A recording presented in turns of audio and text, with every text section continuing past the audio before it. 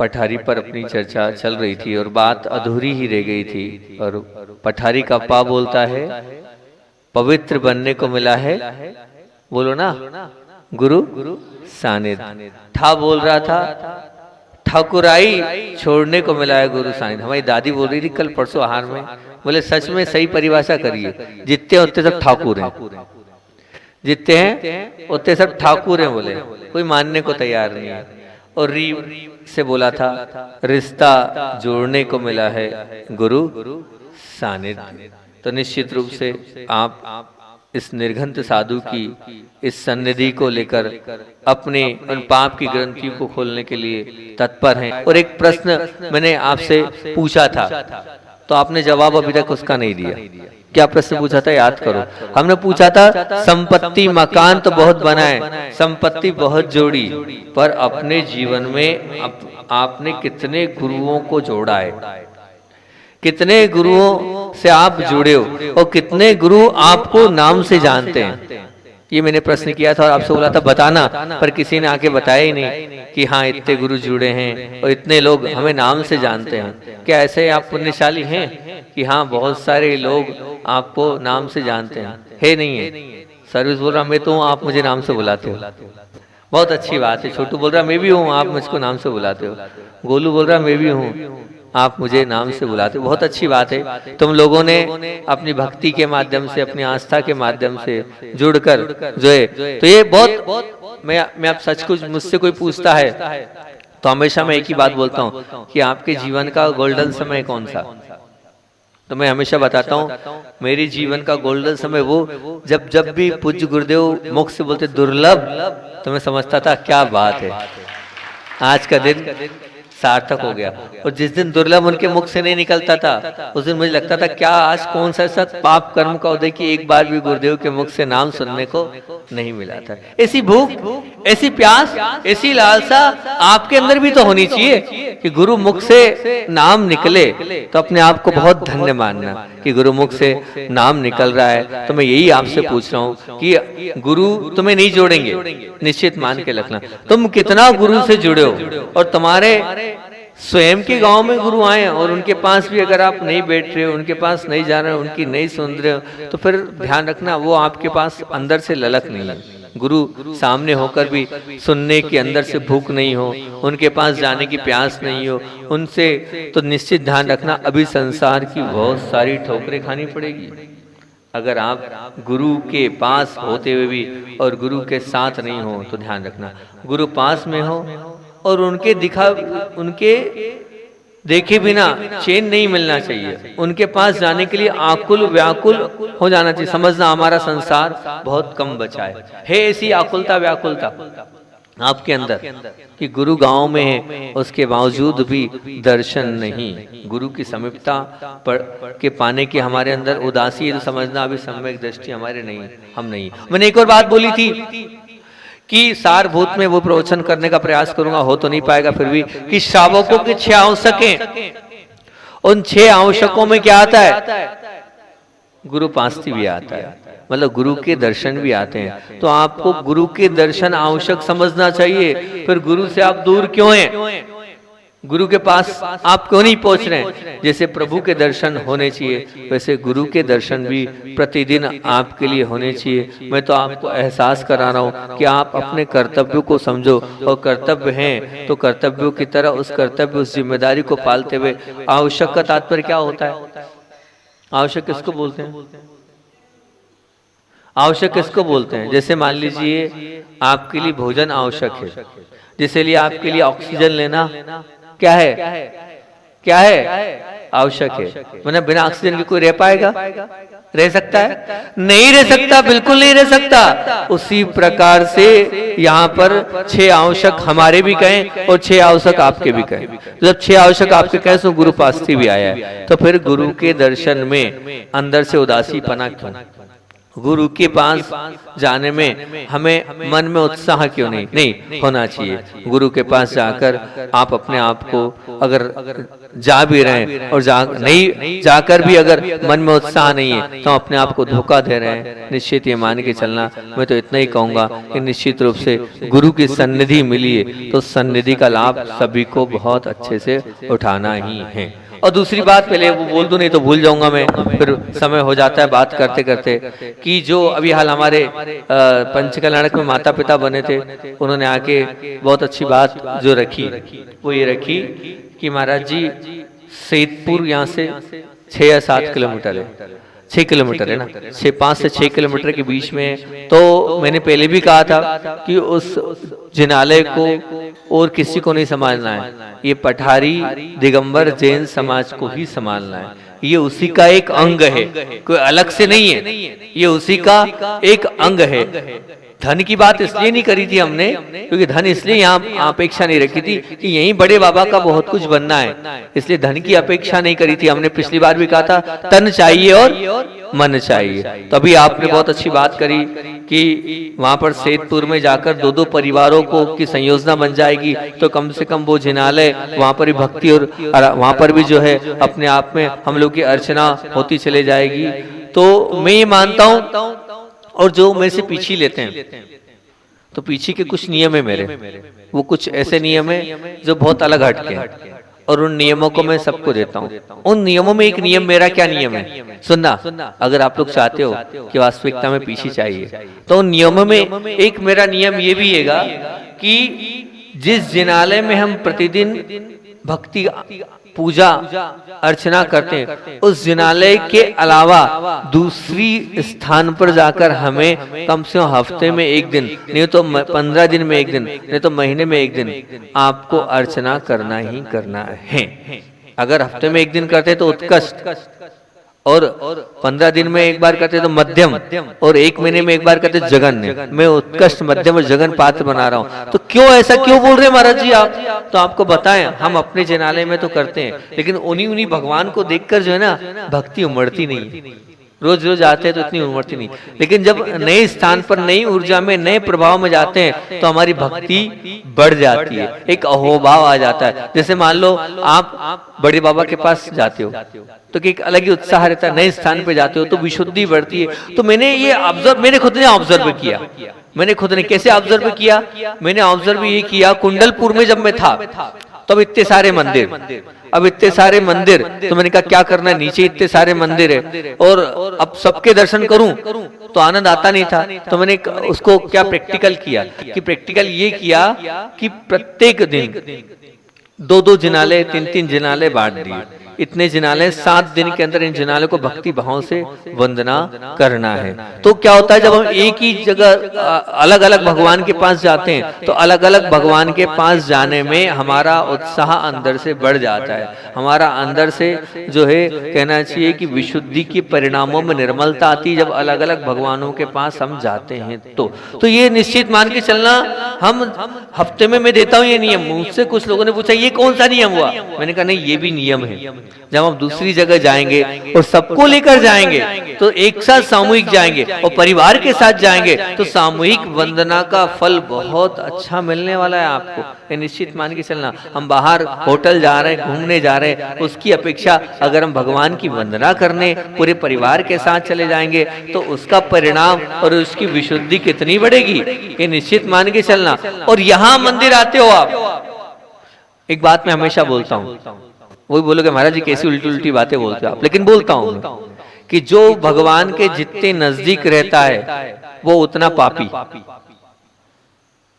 और जो भगवान से जितने दूर रहता है वो उतना पुण्यशाली। ये बोलता हूं मैं। क्यों महाराज जी ऐसा क्यों बोल रहे हो? मैं इसलिए बोलता हूं कि अगर पद्म पुराण ग्रंथ का स्वाध्याय चल रहा है, उस पद्म पुराण ग्रंथ के को आप उस माँ जिनवानी को उठाकर देखना तो वहां पर आया आएगा, क्या आया आएगा कि मंदिर का विचार किया और पुण्य का मीटर चालू। अब आपने चावल उठाए, चालू, घर से निकले और चालू, उसमें फल आता है इतने उपवास इतने उपवास। अब विचार करना, जो जितनी लेट भगवान के दर्शन में, वहीं से पुण्य प्रारंभ हो गया, उसका मीटर वहीं से चालू हो गया। अब मान लो 5-6 किलोमीटर यहाँ से आप जाओगे कि सेतपुर के उन आदिनाथ भगवान के दर्शन करना है। अब मान लीजिए अब 6 किलोमीटर जाने में आपको कितनी देर लगी, वहां देर लगी 10-15-20 मिनट जाने में लगा। अब वो 20 मिनट तक आपके पुण्य बढ़ेगा कि कम होगा? बढ़ता ही चला जाएगा ना। तो अब यहाँ आप आते 4 मिनट में आ गए और वहां 5 मिनट में आ गए और वहां पहुंचने 20 मिनट लगे। अब 20 मिनट अधिक पुण्य बढ़ाया ना आपने, बढ़ाया ना। तो जो जितनी ज्यादा दूर रहता है वो उतना पुण्यशाली जीव है। उतनी देर में भगवान के पास पहुंचता है तो उतना उसका पुण्य का मीटर चालू रहेगा, उतना उसका पुण्य का मीटर चालू रहेगा। तो निश्चित रूप से ये मान के चलना बहुत अच्छा है। तो मैं ये हमेशा बोलता हूँ कि हमें अलग भगवान के पास भी जाकर भक्ति अर्चना करना चाहिए। उससे हमारे परिणामों में निर्मलता आएगी, उससे हमारे परिणामों में विशुद्धि बढ़ेगी, ये निश्चित मान के चलना। और अलग ही उत्साह हमारा रहेगा ही रहेगा कि हमें वहां जाना है, हमें वहां जाना है, हमें वहां जाना है। वो जाना ही मंदिर, मतलब मंदिर जाना ये अलग है, लेकिन स्पेशल किसी स्थान पर जाना है, उसकी भूमिका मन में पहले से तैयार होती है कि रविवार को हम वहां जाते हैं, सोमवार को हम वहां जाते हैं, 3 तारीख को हम वहां जाएंगे। तो वो जो जाने का एक अलग से जो मनोभाव बनता है, उससे अपने आप में, जैसे मान लीजिए किसी से पैसा लेने जाना है तो आप मानसिकता रखते हैं रविवार को बाजार करने वहां जाना है, वो पाप कर्म है। और ये भगवान के पास जाना है तो पुण्य कर्म इकट्ठा करने के लिए हम उस स्थान पर जाते हैं, तो निश्चित रूप से हमारा वो पुण्य और तगड़ा बनता चला जाएगा। और उस परिसर में जाने के बाद मुझसे बहुत सारे लोग आए, अब पठारी वालों ने तो नहीं कहा, लेकिन बहुत सारे दूसरे लोग आए। और मैंने उदाहरण दिया सेतपुर का, जैसे आपकी वो जो सुधा जी मलैया हैं, उनके सुपुत्र सिद्धार्थ जी आए। और वो वैसे कभी मतलब ना मंदिर जाते हैं ना आते हैं, लेकिन बहुत कम जाते हैं। उन्होंने पहली बार कहा कि मुझसे, ऐसे बहुत सारे लोगों ने अपनी अपनी बात रखी कि जब हम उस बोले मंदिर में गए, इस छोटे से चैत्यालय में, जिनालय में जाते ही मेरी विशुद्धि कई गुना बढ़ी। बोले आज तक कभी किसी मंदिर में मुझे अच्छा नहीं लगा, लेकिन यहाँ बैठने की इच्छा हुई, इस जिनालय में बैठने की अपने आप इच्छा हुई। तो निश्चित रूप से वहाँ का ओरा, वहाँ की ऊर्जा अलग ही प्रकार की है। क्योंकि ये मान के चलना, वहाँ जिसका भी धन लगा है वो बड़ा ही विशुद्धि वाला धन लगा।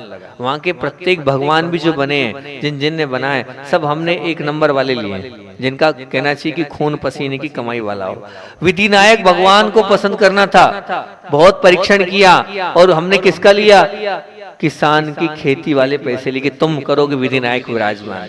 जो मुख्य आदिनाथ भगवान है वो काय के विराजमान हुए? प्रोफेसर साहब की पूरी खून का पसीने की कमाई थी ब्रह्मचारी जी की, वो किया। एक भगवान है वो भी किसके किए? मैंने कम से कम वो जो भगवान है वो खून पसीने की कमाई वाले, ईमानदारी वाले भगवान होना चाहिए, तब कहीं जाकर वो जो भगवान है वो अतिशयकारी रहेंगे। जो वेदी का धन लिया वो भी ऐसे व्यक्ति से लिया हमने, बाकी सब दूसरे ले लिया हमने, कोई दिक्कत नहीं, बाकी सबसे ले लिया। लेकिन हमने कहा जो विशुद्धि वाली चीजें वो ईमानदारी वाली आनी चाहिए, तब कहीं जाके भगवान में अतिशय आएगा, कहीं तब भगवान का अतिशय वहां पर होगा तो निश्चित वहां लगता है। और सच बताएं तो मुझको भी वहां पर जाने के बाद बहुत आनंद आता है, बहुत अच्छा लगता है। एक दिन वहां पूरे रात्रिकालीन हमने बैठने का मन बनाया और बैठे। इतने मच्छरों ने वहां काटा, क्योंकि पूरा खुला हुआ था, पानी ही गिरा हुआ था, मौसम ऐसा था। लेकिन पूरी रात मच्छर काटने के बाद भी ऐसा लगा नहीं कि क्या इतना मन वहां पर भगवान के पास बैठने में लगा। तो ऐसे अतिशयकारी, ऐसा सुंदर वो जिनालय है, तो आप उससे वंचित नहीं रहना, आप जाना। और जाने के बाद एक संयोजना और बन गई कि 2-2 परिवार जाएंगे ही जाएंगे, और 2-2 परिवार जा रहे हैं तो ये और संयोजना बन गई कि भक्तामर विधान, अगर भक्तामर विधान वहां हो जाएगा तो और अच्छा होगा। आदिनाथ भगवान है और आदिनाथ भगवान के समक्ष वहां आधे घंटे का हम भक्तामर के माध्यम से, उस विशुद्धि के माध्यम से जुड़ जाएंगे तो और आनंद और बढ़ जाएगा। हो जाए तो बहुत अच्छी बात है। और आप लोगों ने कह भी दिया है कि हम भक्तामर पाठ भी वहां पर हफ्ते में जाकर उस विधान के साथ, उस विधान के साथ शांति धारा भी उस वहां करेंगे, पूजन भी हम करेंगे, उस आराधना से हम निश्चित रूप से जुड़ेंगे। तो आपका पुण्य बढ़ता चला जाएगा। अगर वहां पर आप जाएंगे तो कम नहीं होने वाला, यहाँ से ज्यादा आपको नंबर वहां जाने के मिलेंगे, क्योंकि आप दूर जा रहे हैं और चला कर जा रहे हैं। और परिवार के साथ जाना है। यूँ तो शायद मेरे ख्याल से कभी अपनी पत्नी के साथ आप एक साथ यहाँ नहीं आते होंगे, कि बच्चों के साथ यहाँ एक साथ नहीं आते होंगे, नहीं आते ना, कभी नहीं आते। लेकिन सेतपुर जाओगे तो क्या करोगे, अकेले जाओगे तो घर में झगड़ा हो जाएगा, सबको साथ लेके जाना है। और सबको साथ लेके जाओगे तो कितनी अच्छी बात है। आचार्य श्री जी बार बार बोलते थे कि सामूहिक जो कार्य होता है उस सामूहिक कार्य का बहुत ज्यादा महत्व है। सामूहिक पुण्य इकट्ठा होता है, और जो सामूहिक पुण्य होता है वो कई गुना ज्यादा होता है। एक व्यक्ति पूजन कर रहा है वो अलग है, और 10 व्यक्ति पूजन कर रहे हैं उसका तो और आनंद अलग है। और उसमें भी आपको बताएं हम कि उसमें और अगर आनंद आपको लेना है, उस आराधना से अगर और आनंद जोड़ना है, तो सुंदर द्रव्य सामग्री से भक्ति करना। सुंदर द्रव्य सामग्री से मतलब क्या है, बहुत अच्छी द्रव्य सामग्री हो जो आप चढ़ाओ, वो स्वयं धोगे तो और अच्छा। मतलब स्वयं धोगे से तात्पर्य क्या है, जो आपका द्रव्य सामग्री है, जो भी चावल है, जो भी केसर है, जो भी आपका पानी खींचने वाला काम है, और वो पूरी सामग्री अगर आप अपने आप करोगे, देखो रोज आप यहाँ नहीं कर पाते हो, कोई बात नहीं, हफ्ते में एक दिन जाना है ना, तो हफ्ते में एक दिन हम पूरा काम करेंगे। हम स्वयं पानी स्वयं के स्वयं माली बनेंगे, और स्वयं जो है वो कहना चाहिए पुजारी बनेंगे असली। और क्या करेंगे, वो जो भगवान की द्रव्य सामग्री के लिए स्वयं पानी को क्या खींचना बोलते हैं उसको, पानी खींचना है ना, पानी निकालना, पानी निकालेंगे, पानी निकालेंगे, पानी को प्रासूप करेंगे और स्वयं द्रव्य सामग्री धोएंगे। अगर स्वयं द्रव्य सामग्री धोकर और इस प्रकार से पूजन कर ली तो और आनंद, कई गुना आनंद हो जाएगा। और उसमें द्रव्य सामग्री भी बहुत सुंदर, बहुत अच्छी। आपके चावल ऐसे होते हैं टूटे हुए, तो आपको ध्यान रखना पुण्य भी टूटा हुआ मिलेगा। ऐसे बड़े बड़े अच्छे चावल होने चाहिए कि उस चावल को देखने के बाद मन प्रफुल्लित हो जाए, ऐसे चावल होने चाहिए। और चावल के साथ वैसी चीटक होनी चाहिए, अब काली सी चीटक, अरे बड़ी बड़ी सुंदर चीटक होना चाहिए। और केसर भी कैसी, ऐसी केसर की एकदम पीला पुष्प अलग झलके, ऐसी चीटक झलके। लेकिन कहाँ है आपकी द्रव्य सामग्री देख, साथ में उसमें बहुत सुंदर सा, जब आप अच्छा खाते हो तो चढ़ाओ ना, द्रव्य सामग्री में अच्छा काजू है, बादाम है, पिस्ता है, अखरोट है, वो अब रोज मत चढ़ाओ, लेकिन हफ्ते में एक दिन वहां जाके चढ़ाना अच्छी द्रव्य सामग्री, क्या अच्छी बहुत व्यवस्थित चढ़ाएंगे। और चढ़ाना नहीं, चढ़ाते चढ़ाते, मैंने अभी हाल में पंचकल्याणक में बोला था, अगर आपने उस पंचकल्याणक में सुना हो तो मैंने एक बात बोली थी कि द्रव्य सामग्री आप जो चढ़ाते हो, उस चढ़ाने के माध्यम से चढ़ाने का भी एक तरीका होता है। जैसे विनय भैया की मैंने आपसे बात बोली थी कि विनय भैया की पूजन की थाली, देखो जहां अच्छा हो उसकी प्रशंसा करना चाहिए।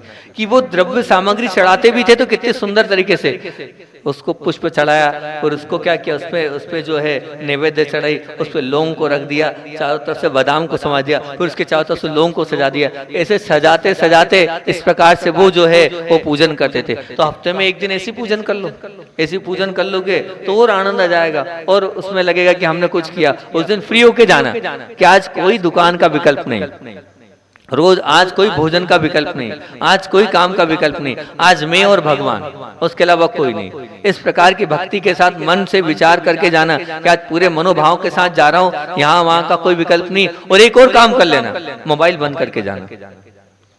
बस सेतपुर जा रहा हूं ना मैं, अलग तीर्थ क्षेत्र, उसको तीर्थ मानना, और तीर्थ मान के जाना, और मोबाइल को ऑफ कर देना। 3 घंटे का विराम हफ्ते में एक ही दिन तो लेना है, या महीने में एक ही दिन के लिए तो लेना है। महीने में एक ही दिन है ना, तो महीने में एक ही दिन के लिए तो करना। महीने में एक दिन पूरी तरीके से मैं मोबाइल को बंद करके जाऊंगा, और 3 घंटे भगवान और मेरे अलावा कुछ नहीं, सिर्फ भगवान की भक्ति करूंगा। यहाँ वहां की बात बिल्कुल नहीं करूंगा, सिर्फ भगवान को देखेगा और भगवान की भक्ति से करूंगा। और बहुत सुंदर द्रव्य से वहां पर अपनी भक्ति प्रस्तुत करूंगा। बहुत सुंदर द्रव्य सामग्री होनी चाहिए, इतनी सुंदर कि देखने वाले का मन प्रफुल्लित हो जाए, ऐसी चढ़ाना। बहुत बार तो क्या होता है, हम लोग जब जाते हैं आहार करने, हम बता रहे हैं आपको कि बहुत बार जब हम आहार करने जाते हैं ना, तो आहार करने की इच्छा नहीं होती है, लेकिन वहां का माहौल देखकर अपने आप आहार करने की इच्छा हो जाती है। कैसे, कभी कभी एक जैसे वस्त्र में जब लोग पड़ जाते हैं तो मन अपने आप वहां रुकने का हो जाता है, रुक जाओ।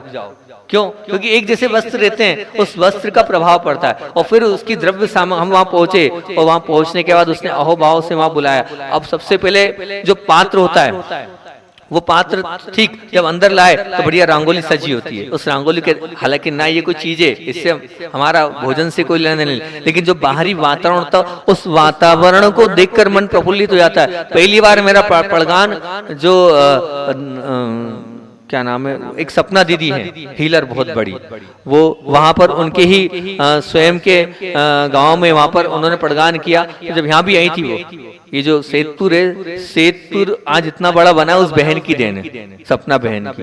वो सपना बहन यहाँ 5-6 दिन रही थी और उसने पूरा वास्तु ठीक किया था। आज से 4 साल जब ये शुरुआत हो रही थी, जो जो अव्यवस्थित था उसको व्यवस्थित किया था। तो उसी बहन के यहाँ हम जब वहां पहुंचे, तो वो जब वहां जहाँ पहुंचे उसके गांव में, तो उसने पड़गान कैसे किया सुनना। पड़गान के लिए मतलब 200 मीटर तक पूरी रंगोली थी, और रंगोली के बाद वहां से लेके यहाँ तक उन्होंने अलग अलग जो है नृत्य वाले थे, और नृत्य वाले अलग अलग प्रकार के बाजे थे। और जब पड़गान हुआ तो एक राउंड तो सोले वाले का, दूसरा दूसरी तरफ के था, तीसरा तीसरी तरफ का था। पूरे घर में रत्न की राशि बिछी हुई थी। और जब पूजन करने के लिए प्रारंभ किया तो पूजन कैसा, वो पूजन की जो थाली थी जिसमें पाद प्रक्षालन करना था, अलग अलग द्रव्य से पाद प्रक्षालन करा उन्होंने, अलग अलग जल से। मतलब वो थाली देखकर ऐसे रत्नों से वो थाली सजी हुई थी, और थाली को देख के गदगद हो गया, ये क्या है। अब उसके बाद जो पूजन हुई, जैसे आप लोग पूजन सजा के करते हैं ना, वैसे पूजन एक एक द्रव्य को अलग अलग चढ़ाया। उस द्रव्य की सामग्री को देखकर भी लगा कि वास्तविकता में कितनी भक्ति है। अब आधा मन तो मेरा वहीं भर गया, अब भोजन क्या करूंगा। अब भोजन उन सबको देखकर, वो कमरा इतना सजा था, वो सब उतना व्यवस्थित था, और वो अंदर। अब उसके बाद थालियां देखना, मुझे नहीं लेना हरी, मुझे नहीं लेना सब कुछ, लेकिन एक एक थाली में एक एक मतलब हरी की एक थाली। हालांकि तुम लोग नहीं करना है, ऐसा ध्यान रखना, मैं तो सिर्फ बता रहा हूँ कि कैसा उत्साह था। मतलब मीठे की एक थाली, नमकीन की एक थाली, है ना, रोटियों की अलग, रोटी की थाली अलग अलग, ज्वार की अलग, मक्के की अलग, बाजरे की अलग, अलग अलग प्रकार की। तो ऐसे 8-10 थालियां तो उन्होंने थाली दिखाने में लगाई। अब बताओ क्या होगा। हालांकि इसका मैं पक्ष में नहीं हूँ, इतनी सारी वस्तु ना बनाना है ना बनाना, पर एक बात आपके बीच में रखना हूँ। तो ये सब चीजें जो द्रव्य सामग्री भक्ति से उन्होंने पूजन किया, प्रात प्रक्षालन किया, और पूजन में भी अब कभी मैंने बाजे गाजे नहीं देखे, लेकिन उन्होंने वहां पर थोड़ी सी भी पूजन करी, लेकिन उसको गाते बजाते की। तो जो गाते बजाते उन्होंने पूजन करी, तो उससे निश्चित रूप से वहां का वातावरण भी बहुत अच्छा बना। और निश्चित ये है कि जो गए हैं साधु, उनका मन भी अच्छा हो गया, उनका भी प्रफुल्लता तो आएगी। इस वातावरण को विशुद्धि वाला बना दिया, और विशुद्धि वाला बना दिया तो बहुत अच्छा लगा। तो ऐसे आप भक्ति करोगे अच्छे द्रव्य से, तो जो देखने वाला है उसका मन भी लग जाएगा। हाँ, अजय भैया जा रहे हैं अपनी द्रव्य सामग्री तैयार करने, उनका चौका लगाए तो, है ना, वो जा रहे हैं कि जा रहे हैं हम द्रव्य सामग्री तैयार करने जा रहे हैं। सुन लिया, मैं सही बोल रहा हूँ ना, गलत तो नहीं बोल रहा हूँ ना भाई। सर्वेश तैयार होना इस बात में, हम बोल तो रहे, पढ़ तो रहे, लेकिन भाव नहीं। तो अब क्या करें महाराज जी, महीने में एक दिन पूरी तैयारी से जाने के भाव पूर्वक करेंगे, खत्म हो गई कहानी। यहाँ नहीं कर पाएंगे, इस परिवेश में नहीं कर पाएंगे, तो यहाँ रूढ़िवादी चलिए, वहां जाके भाव पूर्वक करेंगे, वहां भाव लगा के करेंगे, वहां पूरी अंदर से करेंगे। वो जो फल है, उस फल को महामोक्ष फल पाते फलम नृपामते स्व, उस भाव के साथ फल को भी चढ़ाएंगे, तब कहीं आनंद आएगा। वो जो अर्घ है, उस अर्घ को भी इसी भाव से चलाएंगे कि अनर्घ पद की प्राप्ति हो, तब कहीं जाकर उस पूजन का आनंद जाएगा। और वो पूजन इतनी आनंददायी आपके लिए बन जाएगी कि आपको उस पूजन के बाद खुद लगेगा कि मैंने कुछ किया है, खुद लगेगा कि मैंने कुछ किया है, क्योंकि आपने जो किया है वो लग के किया है, मन से किया है, भाव से किया है, अंदर से किया है। तो वही तो करना है, बताओ, वही तो होना चाहिए, लेकिन वो हो नहीं रहा है, वो हो नहीं रहा है। इसीलिए तो भगवान की भक्ति से मुझसे वो एक व्यक्ति ने पूछा, बोले रोज रोज पूजन करता हूँ, रोज रोज सब कुछ कर रहा हूँ, इतने दिन से सब कुछ कर रहा हूँ, वहीं का वहीं हूँ, मेरा कुछ हो ही नहीं रहा है। तो मैंने उससे यही किया कि आधा पौन घंटे के लिए मंदिर जाता है, लेकिन तो मंदिर भी जाता है तो ये एक भी पूजन तूने भाव पूर्वक कभी करी, अंदर से अहोभाव के साथ करी, अपने अंदर से माना कि मैंने बहुत अच्छा कर लिया है, इसके माध्यम से मेरा हो रहा, मैं जो लिखा है उसको मानते हुए कर रहा हूँ। नहीं भैया, हम कर रहे हैं, लेकिन वो जैसे करना चाहिए उस भाव के साथ नहीं कर रहे हैं, उस अंदर की क्रिया के साथ नहीं कर रहे हैं। इसलिए हमें, जैसा मैंने कल परसों आपको नमोकार मंत्र सिखाया था, बताया था ना, नमोकार मंत्र पढ़ना आपको बताया था कि कहाँ गलती हो रही है, कि किस प्रकार से हमारी गलती हो रही है, उस गलती को मैंने आपके सामने रखा था। ऐसी हमारी गलती हो रही है पूजन करने में, वो हम जैसी पूजन करना चाहिए हम वैसी भक्ति नहीं कर पा रहे, वैसी आराधना नहीं कर पा रहे। उस भक्ति और आराधना के कारण जो हमें रिजल्ट मिलना चाहिए, जो हमें परिणाम मिलना चाहिए, वो परिणाम हमको नहीं मिल रहे हैं। नहीं तो एक बात ध्यान रखना, कितनी बड़ी बात बोली है कि जेवधौला में आचार्य वीरसेन स्वामी ने इतनी बड़ी बात बोली है। उस बात को देखकर लगता है कि आचार्य वीरसेन स्वामी गलत है कि हम गलत हैं। वहां पर आचार्य वीरसेन स्वामी ने कहा है कि भगवान की भक्ति करने से निगत्ति निकाचित कर्म की लड़ियां टूट जाती है।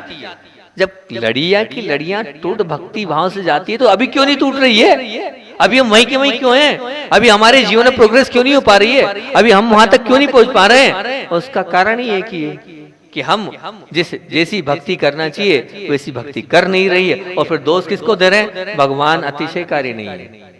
अरे भगवान तो अतिशयकारी है, हमारी भक्ति श्रद्धा और आस्था के साथ नहीं है, अभाव पूर्वक नहीं है, आदर भाव पूर्वक नहीं है, मनोभाव पूर्वक नहीं है, इसलिए भगवान अतिशयकारी नहीं है। ध्यान रखना, अगर आपकी भक्ति अतिशयकारी हो गई तो निश्चित आपको वैसा ही पुण्य मिलेगा, वैसा ही आपको जैसा आगम में लिखा है कि निगत्ति निकाचित। निगत्ति निकाचित का अर्थ समझते हो क्या होता है? निगत्ति निकाचित का अर्थ समझते हो क्या है? निगत्ति निकाचित का अर्थ ये होता है कि जो कुछ भी हो जाए वो उदय में आके ही रहेंगे। कुछ भी हो जाए उदय में आके ही रहेंगे, कितना ही कुछ कर लो उदय में आके ही रहेंगे। मतलब उसमें कोई संक्रमण नहीं होगा, उसका कोई अपकर्षण नहीं होगा, कुछ नहीं कर सकते हो।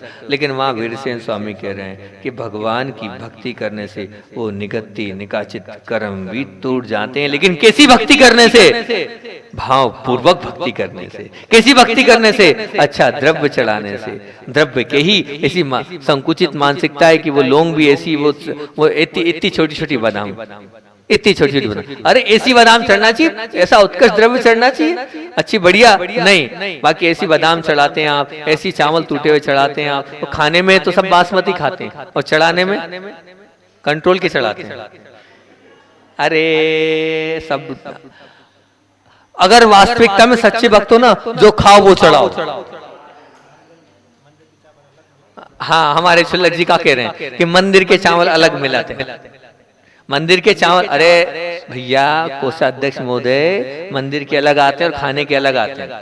अगर ऐसा क्यों भेदभाव कर रहे हो? मंदिर के अलग क्यों कर रहे हो आप? मंदिर के होने ही नहीं चाहिए अलग, लेकिन नहीं, मतलब आप वहीं भेदभाव कर रहे हो। आप खाते कुछ हो और चढ़ाते कुछ हो, इसीलिए यहीं पड़े हो, और कोई कारण नहीं है। और कोई कारण नहीं कि तुम्हारे मन में ही भेदभाव है। भगवान के साथ जब भेदभाव कर रहे हो आप, तो फिर कहां से भेदभाव वाले पुण्य मिलेगा? इसलिए वहीं रो रहे हो और वहीं रुल रहे हो। तो कम से कम अब इतनी सी बात है, मैं नहीं कर पा रहा हूँ आपके गांव का प्रवचन में, क्या करूँ? ठाकुराई की बात भी बोलनी थी और इससे जोड़ने की बात भी बोलनी थी, लेकिन मैं करता हूँ और हो ही नहीं पाता है प्रवचन। अब देखूंगा अब आने वाले समय में, आज तो निश्चित है कि मुझे जाना है, क्योंकि कल तो जो है वहाँ भगवान विराजमान करना है। आप ऐसी विशुद्धि बढ़ाओ, कोई ऐसा अतिशय हो जाए तो वहीं सेतपुर में कुछ हो जाए तो दोनों का काम होता रहेगा, आना जाना होता रहेगा। आप ऐसी कुछ विशुद्धि बढ़ाओ, अभी भी कल तक का परसों तक का समय है, कुछ हो जाए अतिशय तो बहुत अच्छी बात है। बहुत सारे लोग तो लगे उस अतिशय के निमित्त से, तो हम तो तैयार हैं, 50-50% कर लेंगे। 10 लक्षण यहाँ के बना लेंगे, या वो ऐसा कुछ कर लेंगे, यहाँ और वहाँ कर लेंगे, पर होना चाहिए वो अतिशय, तब कुछ कहीं जाके होगा, तब कुछ काम हो पाएगा। तो लेकिन अभी इतना जरूर है कि भैया छोटू भाई, आपने जिम्मेदारी ली है, आपको वहां शांति धारा और भक्ता और विधान कराना है, ये आपकी जिम्मेदारी, ठीक है ना? और पूरी समाज यहाँ बैठी है, तो पूरी समाज को वहां जाना है। वहां जाने से आपका पुण्य ज्यादा इकट्ठा होगा, ये मैंने आपको प्रैक्टिकली बता दिया है, ठीक है ना? उस जिनालय को आपको ही संभालना है, आपकी ही जिम्मेदारी, उसको आपको ही वहां पर देख रेख उसकी करना, देखभाल आपको उसकी करना है। तो वो पूरे नाम भी आप ले लें, पूरे नाम भी आप लिख लें, और नहीं हो तो कांटेक्ट कर लें अपने हिसाब से। 72 हैं तो 30 दूनी 60 नाम तो इजिली हो ही जाएंगे। भक्तामर विधान और शांति धारा दोनों को, और करके देखना इस भक्ति को 1 साल, और 1 साल के बाद अनुभव बताना कि वहां जाने के बाद हमें क्या अनुभव हुआ और क्या उससे हमारे जीवन में प्राप्ति हुई, उसको भी शेयर करना कि हमें ये मिला, इससे हमें बहुत अच्छा लगा। मेरे पास तो बहुत सारे अनुभव है, लेकिन समय अपनी गति से आगे बढ़ता जा रहा है, इसलिए वो अनुभव आपको नहीं सुना रहा हूँ, यही अपनी बात को विराम दे रहा हूँ। लेकिन बहुत सारे लोगों के बहुत सारे उस जिनालय से जुड़ने से अनुभव है।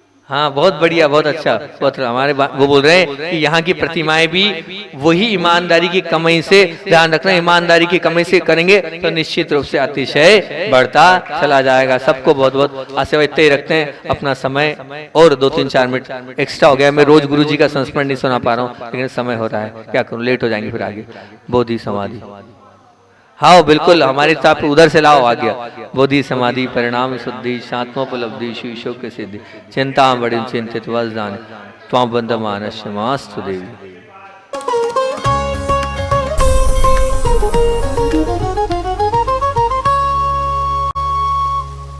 सच्चा